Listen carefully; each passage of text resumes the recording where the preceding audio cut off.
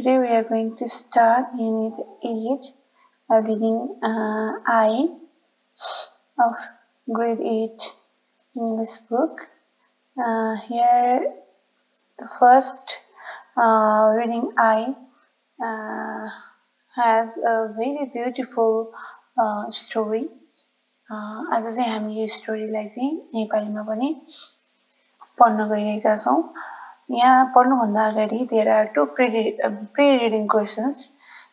यो लेसन पढ्नुभन्दा अगाडि दुईटा हामी क्वेशनको आन्सरहरू पढ्छौं. भन्छौं, what do you think the man's profession is? यो मान्छेको प्रोफेसन चाहिँ के हो त? ल पिक्चरमा हेरेर भनौं, यो मान्छेको प्रोफेसन के होला त? मान्छेको प्रोफेसन के हो त? Farmer. The man's profession is, I think the man's profession is farmer. Why is the man's profession important? अब तपाईलाई के लाग्छ उसको प्रोफेसन चाहिँ किन इम्पोर्टेन्ट छ? यो प्रोफेसन किन इम्पोर्टेन्ट छ होला त? Because without farmer we can't have anything, right? हामी फार्मर भएन भने, किसान भएन भने हामीले के खानेकुरा पाउँछौं त? धेरै कुराहरु चाहिँ मिसिङ हुन्छ, हैन? त्यही भएर यो प्रोफेसन एकदमै धेरै इम्पोर्टेन्ट छ. अनि आज चाहिँ हाम्रो लेसनको नेम छ having fun, हैन? Having fun. यो having fun भित्र चाहिँ हामी एउटा एकदम ब्युटिफुल स्टोरी पढ्छौं. यसमा चाहिँ एकदम धेरै राम्रो मोरल पनि छ.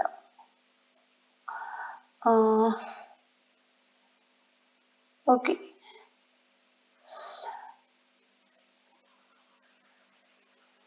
Having fun. One evening, Exans, a father and a son went for a walk. एउटा father र son चाहिँ कहाँ जान्छन् त? Walk मा जान्छन् बेलुका हिँड्नलाई. While walking, हिँड्दै they reached a field where they found a pair of shoes lying on the path. It means when they were walking in the evening, they reached a field, एउटा खेतमा पुग्छन्, where they found a pair of shoes lying on the path. उनीहरूले के भेट्छन् त? एउटा pair of shoes, एक जोड जुत्ता चाहिँ पाथ भनेको त्यहाँ बाटोमै चाहिँ लडिरहेको अथवा त्यहीँनिर उनीहरूले देख्छन्. अब हाम्रो सरको, these shoes looked as if they belonged to a poor farmer working nearby. नजिकै चाहिँ उनीहरूले के देख्छन् त? They saw a farmer working nearby that path or nearby that shoes.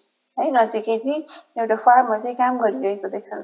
Seeing them, a son thought for a while and said, Papa, why not make this evening memorable with a little mischief?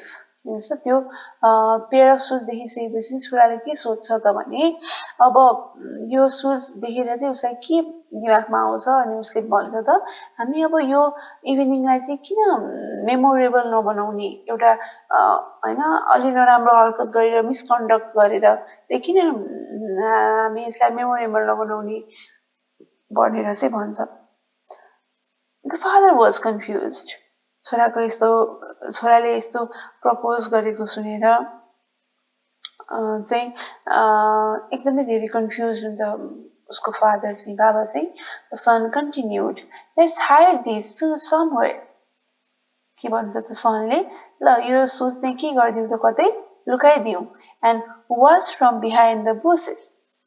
अनि कुनै एउटा झाडी भित्र बसेर चाहिँ, पछाडी बसेर चाहिँ के गरौँ त, हेरौँ.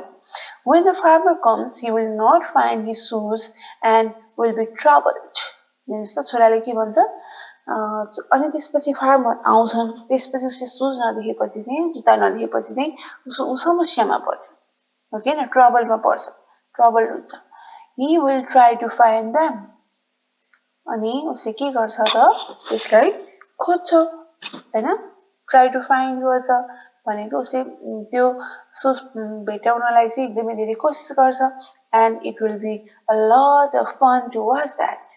हेर्नुस् त्यस्तो गर्दाखेरि चाहिँ उसले त्यो खोजेको हेर्दाखेरि चाहिँ एकदम धेरै मजा आउँछ भनेर चाहिँ कसले भन्छ त, छोराले भन्छ. The son waited for his father to reply. It means अब मेरो फादरले चाहिँ के भन्नुहुन्छ त भन्ने कुरा चाहिँ उसले चाहिँ ऊ के अरे वेट गरिरहेछ कि अब के भन्नुहुन्छ मेरो फादरले भन्ने कुरा चाहिँ उसले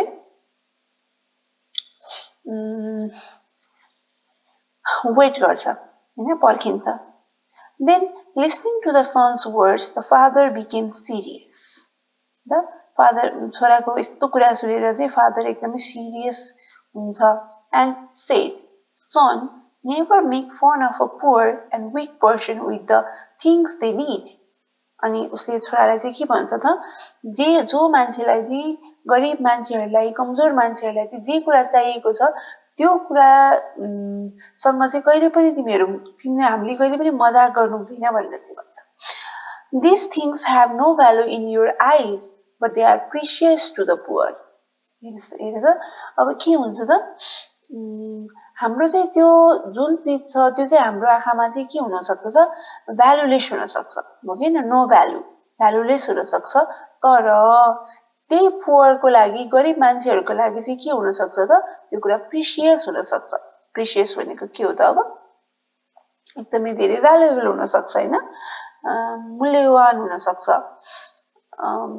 द्याट मिन्स जस्तै एउटा गोरा नभएको मान्छेको लागि ह्यान्डिक्याप मान्छेको लागि चाहिँ बैशाखी कति धेरै इम्पोर्टेन्ट हुन्छ एउटा आँखा नदेख्ने मान्छेको लागि चस्मा कति धेरै इम्पोर्टेन्ट हुन्छ just like that then if you want to make your evening memorable then let's do another thing तिमी चाहिँ आफ्नो इभिनिङलाई चाहिँ यो साँझलाई चाहिँ मेमोरेबल बनाउन चाहन्छौ सम्झना लायक बनाउन चाहन्छौ भने चाहिँ ल अर्को कुरा चाहिँ गरौँ न त भनेर चाहिँ बाबाले भन्छ द सन वाज क्युरियस भनेको एकदम मलाई जान्न मन हुन्छ एन्ड आस्क्ड व्हाट्स दैट के गर्ने त बाबा अब त्यसो भए भन्छ Come and let's put some coins in these shoes and see what effects they have on the farmer. अब त्यसो भए हामी के गरौँ त त्यही यो फार्मरको सुजभित्र चाहिँ केही कोइन्सहरू हालिदिउँ हैन सिक्काहरू हालिदिउँ पैसाको अनि त्यसपछि फार्मरले कस्तो रियाक्ट गर्नुहुन्छ हैन फार्मरले के गर्नुहुन्छ भन्ने कुरा चाहिँ हेरौँ न त इफेक्ट के हुँदो रहेछ कोइन हालिदिएपछि भन्छ फादरले then and they put some coins in the farmers shoes फार्मरको सुजमा के गरिदिन्छन् त उनीहरूले कोइन्स चाहिँ हालिदिन्छन् right then the father said and they put some coins in the farmer's shoes they both hid among the bushes waiting for the farmer to come अब के हुन्छ त उनीहरू दुवैजना मिलेर कोइन्स चाहिँ सुजमा हालिदिन्छन् अनि त्यसपछि बुसेसमा झाडीमा लुकेर चाहिँ के गर्छन् त उनीहरूले त्यहाँनिर वेट गर्छन् फार्मर कति बेला आउँछन् भनेर After a while, the farmer came to get his shoes. As soon as he wore the shoes, he felt something hard.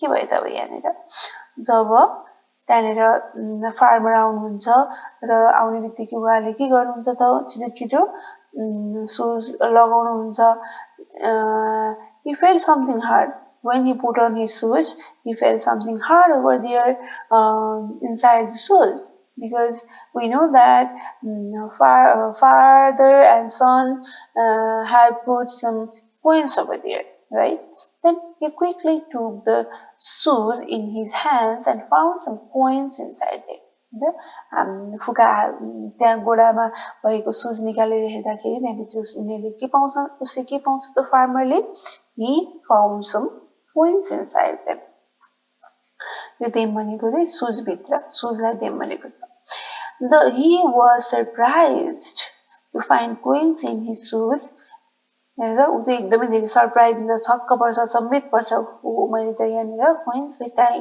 he then looked around to find who had put the coins in his shoes but it was in vain हैन त कसले चाहिँ मेरो यो सुजभित्र चाहिँ coins हाल्दैछ भनेर look around भनेको यताउता हेर्छन् तर इट वाज इन भेन भनेको त्यो व्यर्थ हुन्छ त्यसै कसैलाई पनि देख्दैन दाजु then the poor farmer was very happy Sitting on the ground on his knees and looking at the sky, he folded hands.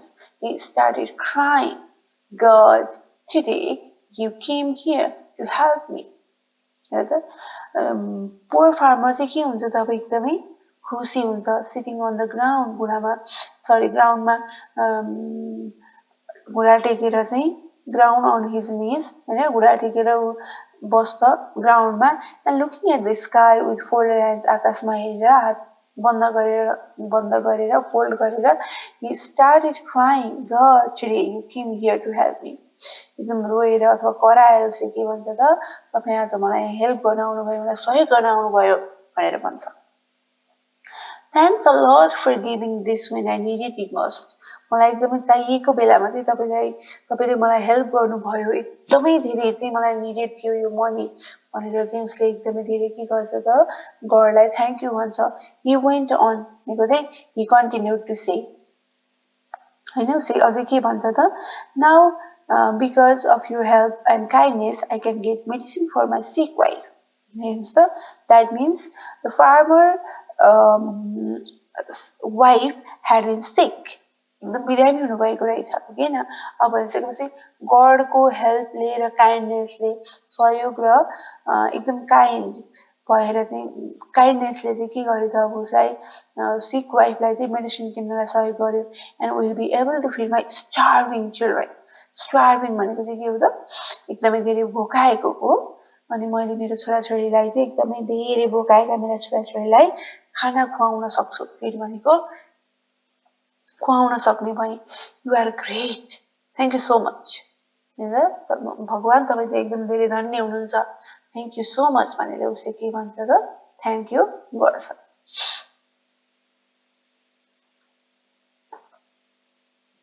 then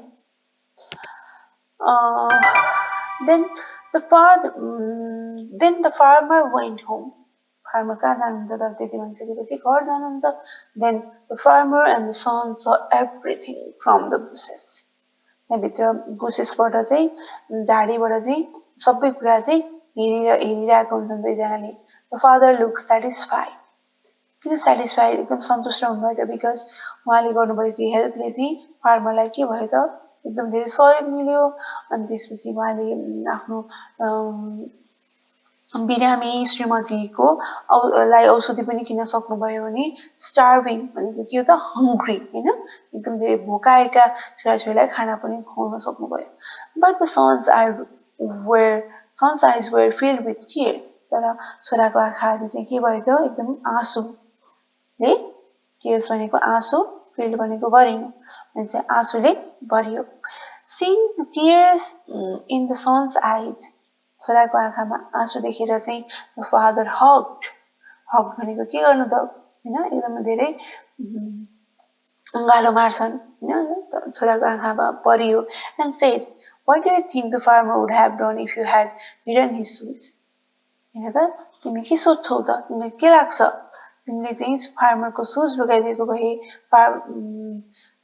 के हुन्थ्यो होला त फार्मरले के गर्नुहुन्थ्यो होला सोध्छ the son was sorry and said Till today, I believe that it is fun to trouble others. उसले छोराले माफ माग्दै के भन्छ त आजसम्म मलाई के लाग्थ्यो त टिल टुडे आई बिलिभ म के बिलिभ गर्थेँ भने that it is fun to trouble others अरूलाई चाहिँ जिस्क्याउनु होइन अरूको चाहिँ मजाक बनाउनु चाहिँ एकदमै धेरै फन हुन्छ रमाइलो हुन्छ भन्ने कुरा म सोच्थेँ बट टुडे आज म के सोध्छु त I learn that real joy is not taking things away but in giving आज चाहिँ मैले के सिकेँ त मैले के सिकेँ भने real joy is not taking things away कुनै पनि कुरालाई अरूबाट चाहिँ लिएर जानुमा चाहिँ जोय छैन तर अरूलाई दिनुमा चाहिँ के छ त रियल जोय छ भन्ने कुरा चाहिँ मैले आज सिकेँ भनेको छ and the moral of this story is the same that real joy is not taking things away but in giving